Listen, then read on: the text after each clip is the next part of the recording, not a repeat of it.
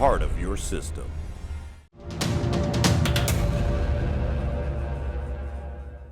Alright guys, Dominic here for Kit Guru, and today we're looking at another aftermarket RTX 2080 card. This is the Palit RTX 2080 GameRock Premium. So it's obviously got Palit's custom cooler on there. The PCB has been modified as well, which we'll look at shortly. But interestingly, there's also a fairly aggressive factory overclock of 1875 MHz, and this is obviously 75 MHz faster than Nvidia's Founders Edition. Starting with a look at the design though, the first thing to say is that it is a big card. It measures 292 by 130 by 59.6 millimeters, so it's almost 30 centimeters long, while the thickness is approaching a triple slot card. So Palit says it's a 2.7 slot card, but you will need 3 free expansion slots in your case. So if you've got an ATX case, you'll probably be fine, but anything with something maybe micro ATX or mini ATX, you probably will want to check that this card will fit in your case. In terms of the look and design of the card, the shroud is made mostly from plastic. There's a few metal sections on the end of either card. The two grey sections, they are made from metal, but overall it is made from plastic, and as you can see it's mostly black, but there are again grey and some silver sections.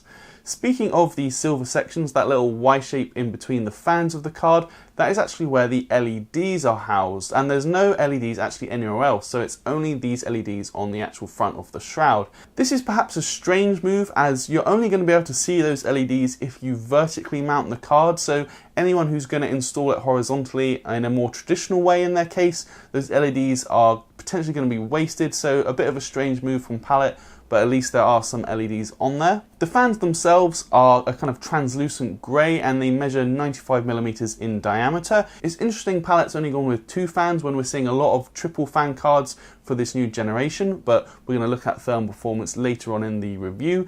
And it's also worth noting that there is a fan stop mode or a 0 decibel mode, but again we're going to talk about that a little bit later on. Moving round to the front side of the card, just next to the NVLink connector, we can find a tiny little BIOS switch, because there is dual BIOS functionality with the GameRock Premium. Out of the box, the card is set to BIOS 1, and this is the OC mode, which runs the boost clock at 1875 MHz.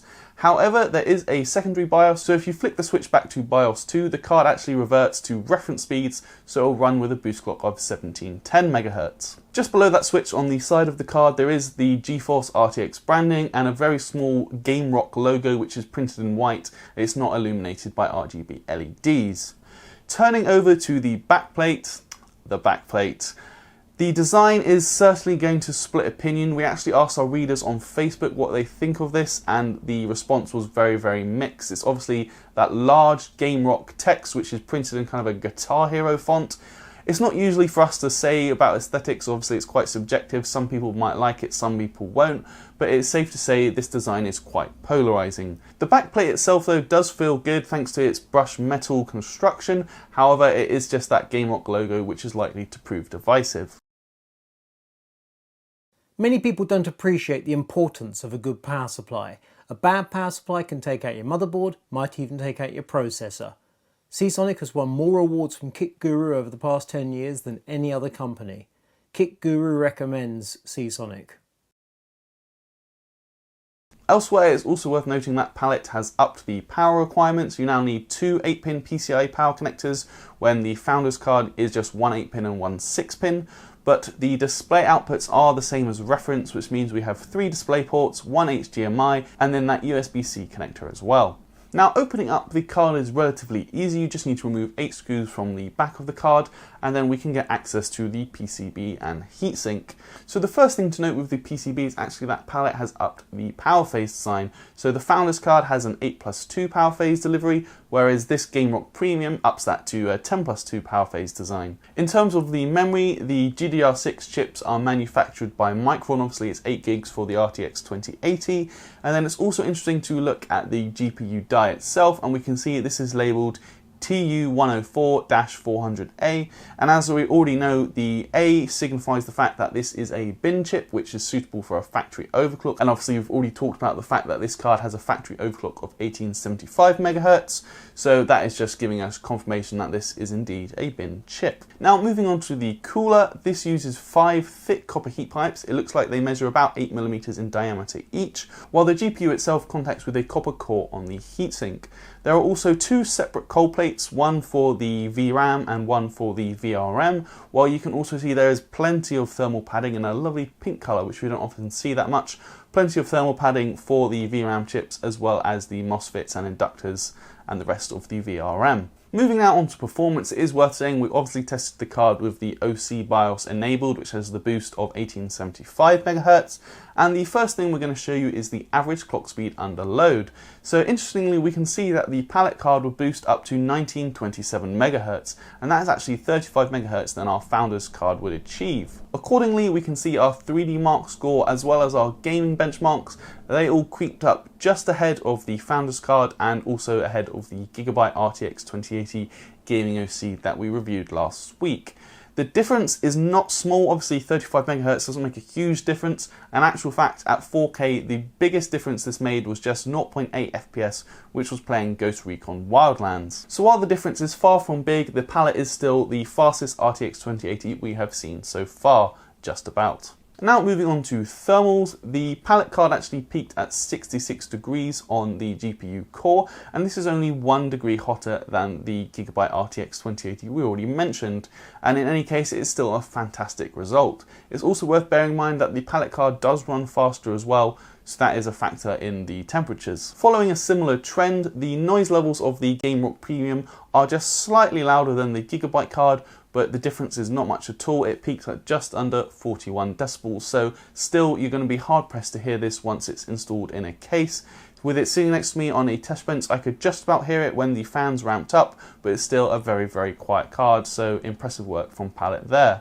Now, interestingly, we do have to talk about the fan stop mode, or Palit calls it the 0 decibel mode, because Palit does make a feature of this mode. However, in my testing, I just simply couldn't get it to work. No matter what I did, the fans would always spin at 35% or 800 RPM, which was their lowest speed even when I was just idling on the desktop. So it turns out this 0 decibel mode only works when you've got the card in its secondary BIOS, which, as we mentioned, runs the clock speed at reference speed, so 1710 MHz boost.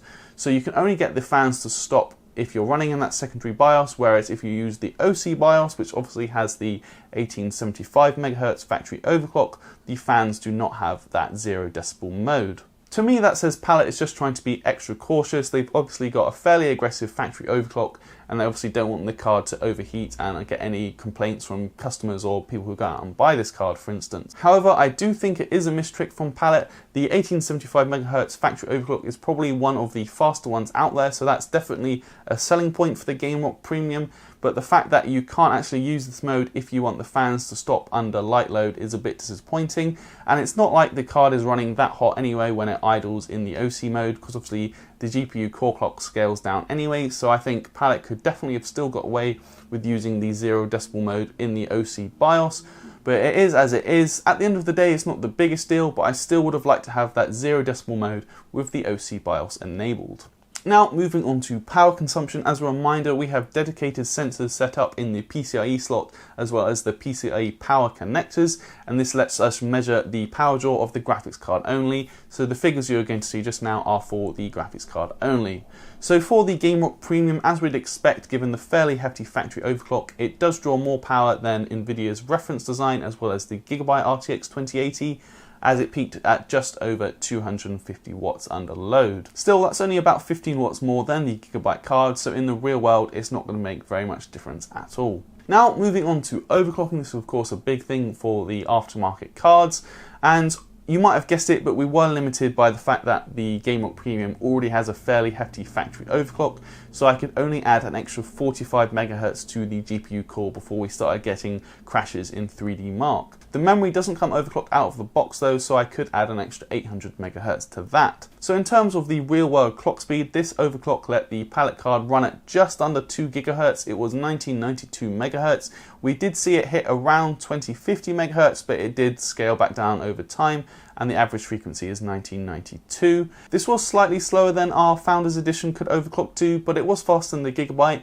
and in any case, just under 2 GHz is a very impressive clock speed considering this was stable in all the applications we tested. So in terms of the extra performance this overclock brought, we saw about a 5% increase in Firestrike, while the 4K games we tested, we saw an extra 3 FPS in Shadow of the Tomb Raider, while there was an extra 4 FPS playing Far Cry 5 at 4K. Arguably more impressive though is the fact that the GPU core only ran an extra 1 degree hotter while dealing with this overclock, and again noise levels barely rose by only 0.3 decibels, which is still just over 41 decibels total noise output for the graphics card. Considering that, I'd say a manual overclock is definitely worth it. It barely gets any louder, hardly runs any hotter, but you do get an extra 5% or so performance increase. So all in all, the GameRock Premium is certainly a very good aftermarket RTX 2080 card. The factory overclock does make it the fastest RTX 2080 card we have tested so far, although as we mentioned, the performance differences are so small, in the real world you're just not going to be able to tell the difference. It is quieter and cooler than the Founders Edition design though.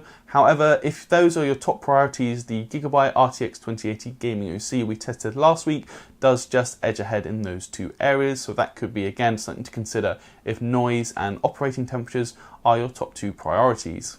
We do have to mention the backplate design as well, as it is going to be very divisive. If you're the kind of person who has a very specific aesthetic you want for your graphics card, then this might not be the card for you. The main thing holding back the Palit card though is pricing and Nvidia's Founders Edition. This is because the Palit card actually costs £80 more than Nvidia's Founders card, so you really have to ask yourself whether the lower noise levels and cooler operating temperatures are worth it, considering both cards are performing essentially exactly the same. For this new generation of cards, Nvidia has certainly made things tricky for its partners and their aftermarket cards, considering the Founders Edition is so good. But for now, that wraps up our review of the Palit RTX 2080 GameRock Premium. I'm Dominic for Kit Guru. If you like this review, you can give us a thumbs up, leave a comment below, let us know what you think of the card and whether you would spend the extra money over the Founders Edition. You can also subscribe for more content. Make sure you hit the bell icon to be notified about all of our future videos, and I will see you in the next video.